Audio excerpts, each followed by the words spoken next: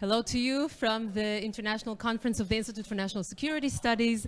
This is an interview with the ambassador of France in Israel, Mr. Eric Danon. Hello to you. Thank you very much for agreeing to our interview today. It's my pleasure to be here. Yeah. So many issues on the agenda, and since we have a very short time, let me ask you, or maybe focus on three main questions. So my question number one, it's a very burning issue, of course, Iran. Yeah. We hear from really latest news, international inspectors already informed Iran reached 84% enrichment of uranium. What is France's position with regarding to, if there is no agreement, how to proceed from here? Yes, it's an excellent question.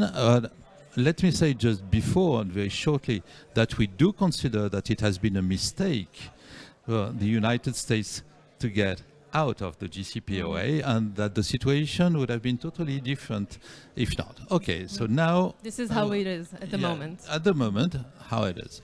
We still think that now it will be a combination of different types of measures. Again, deterrence and maybe direct negotiations, but we must say that the JCPOA, it's not over, but close to the end. So the diplomatic way is very difficult, and not many people have a hope in this way. So it is a set of measures, and at the end of it, it shows that the economic pressure was not enough, and that maybe we'll need a kind of military coalition deterrence. Okay, thank you very much regarding this. Moving on to another burning issue, a year to the Russian-Ukrainian war. What is the position of France regarding what effect does it have on the world order, and specifically on Israel? We are in an Israeli conference. Okay. What is the position of France regarding this? Yeah, two things. First, it has destabilized the world order, of course, and with this unjustifiable aggression of Russia. So it is an aggression against not only Ukraine, but against the world order. Now, the world has changed because of this aggression. It's a wake-up call for Europe, which made a lot of new actions, and it put NATO back on track, and it has in Ukraine made the 44 million people of this population looking at Putin as the enemy. So we could refugees, of course, the question of refugees. Of course. So we could say that on all the non-military aspects, Putin has already lost the war.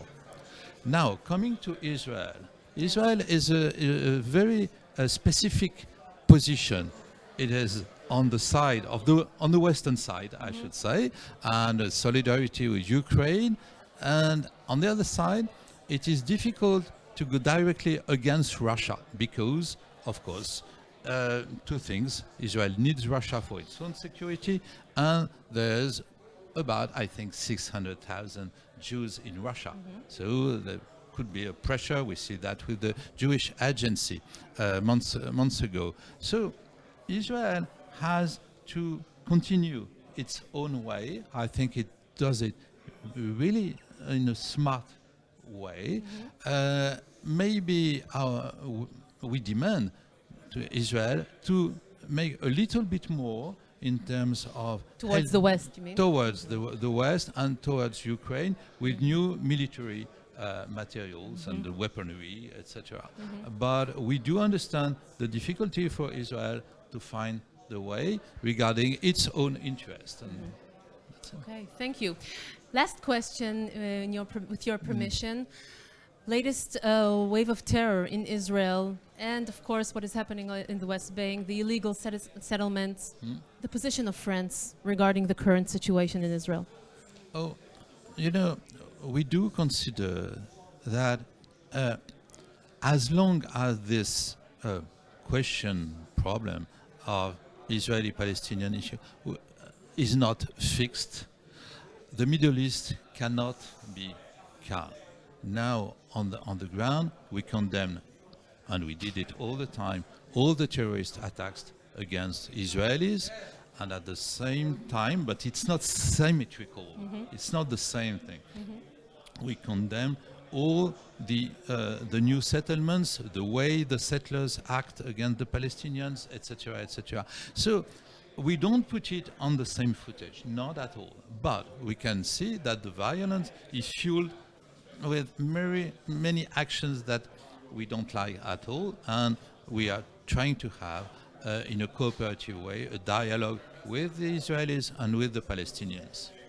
Mr. Eric Danon, Ambassador of France in Israel, thank you very much for this interview. Have a good day. Thank you. Thank you, our very viewers. much.